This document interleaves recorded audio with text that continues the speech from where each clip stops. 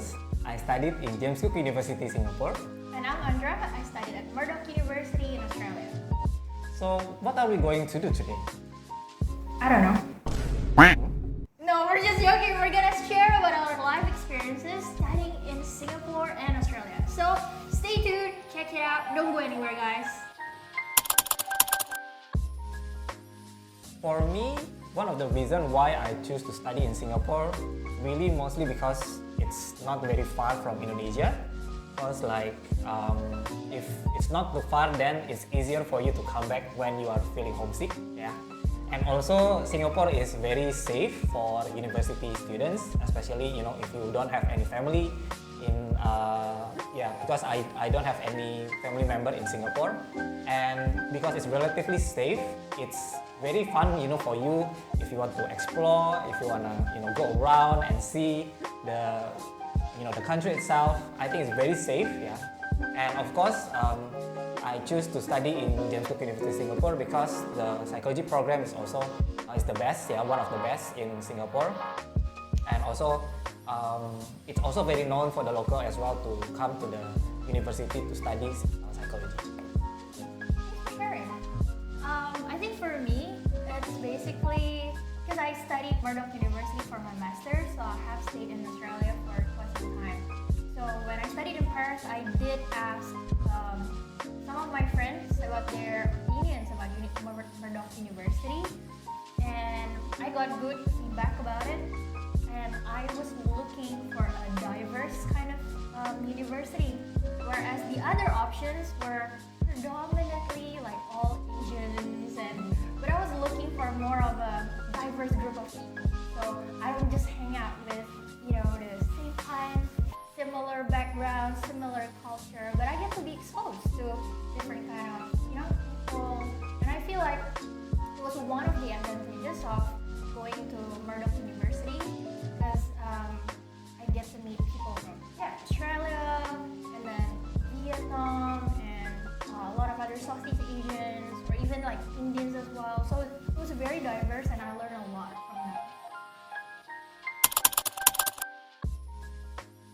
Okay, for me, one of the unexpected things that I found out when I studied overseas was that I didn't expect to be feeling homesick, because Singapore is like not very far away from Indonesia, and I guess because you entered a new environment, of course there is like a feeling of unfamiliarity. So you have to adjust to a new environment, which it takes some time. And I guess if you are not used to really like live completely alone, then you will probably have to adjust, right? Sure. So that's one thing that I did not expect. And I think coming up or being able to accept that that's part of the experience of studying abroad.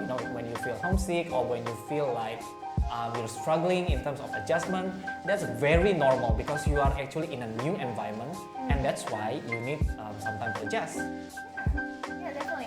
I can relate with that about being homesick.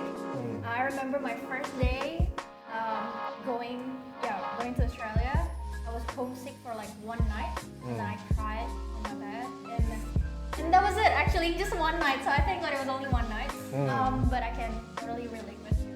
Yeah. And I think on top of that, like from my own experience, I actually didn't have a lot of expectations, to be honest. I came in like a blank canvas, not knowing what to expect. But I was kind of scared because I came alone. Like Yes. I was by myself, so I was thinking more of like, how am I gonna make friends? Like making new friends, and I think that was one of my biggest worries. Yeah. But the good thing when I did my bachelor, when I first came to Australia, I lived in a dorm, so that really helped me a lot to mingle with a lot more people and getting new friends. So that having that group of new friends, making new friends was one of my worries. But thank God I made a lot of friends. I mean, in terms of adaptation, adjusting to the new environment, Making new friends is probably like one of the things that can really help you to adjust to the new environment. And I know that it might be scary for you to, to like approach new people, especially if you're feeling like your speaking ability is not that good. Yeah. But over time, if you are, you're showing effort, you try to show interest to other people, they will actually, start to warm up. And also one of the best way for you to, meet new people is also to join like clubs or activities. Yeah. Basically, just do just do things together. Even if you feel like you still need time to adjust with the locals there, you can find like maybe fellow Indonesians. If you feel like it's a bit too intimidating, to talk to new people, then you can just hang out with few Indonesians first, and then maybe after that, if they can introduce you to new people, then over time you will develop like more friends. You can have more friends, and that would help you to adjust to the new environment. Yeah. And actually, one more thing, if I may add to that, like who you're sitting on the first day of your university, that matters. Yes. So if I would recommend you trying to find someone who is just different from you. Don't go looking for another Indonesian, if I may suggest. So just the first day, try to be out of your comfort zone and see where it takes you, right? And then you may be surprised by yourself. Yeah. Yeah. So that's a little bit what I feel back in the days. Okay, so I majored in psychology, and actually there's a lot of subjects that I really enjoy learning. But the most interesting subjects, I would say, it's personality psychology and social psychology. Because personality psychology is basically you are learning about why people behave or why people have certain patterns of thoughts, feelings, and behaviors. And basically, it's a course where you can get to know yourself better and also the people around you. And social psychology, I think, is really more about people's behavior in social settings, like why people develop some kind of prejudice or why people, like attracted to some other people. It's very interesting because it's relevant, it's very near to everyday life, and that's why I really enjoy learning social and personality psychology. What about you, Andra? Good question. I was thinking about this. I think, I studied human resources management, and what I really love about it is understanding people.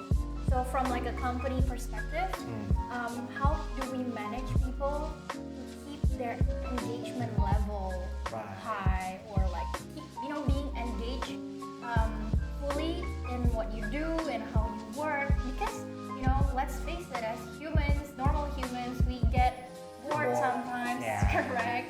Or we get so demotivated sometimes, and when we spend a lot of our lives, at working, company have and need to think of strategies and ways to actually help the employees stay engaged in what they do. So I love learning about all those things because there's a lot of like psychology. There's this thing called psychological contract. That is not, it's just like psychological contract that things are not written, on paper. Yes. But you just know that when you do things for people, you give feedback, for example, or you just say, hey, how are you? Building those relationships with your coworkers or your employees, building that kind of culture that helps people to stay engaged. So those are one of the things that I love about HR actually. Yeah, basically like making sure people enjoy working. Exactly. Yeah. That's it, guys. I hope you guys get a lot of good insights from our experiences studying in Singapore and Australia. So if you are interested in studying in Australia or Singapore, you can check our university admission mentoring program, and you can know more by clicking the link below. That's it, guys. I hope you get a lot of good insights from our experiences studying in Singapore and Australia.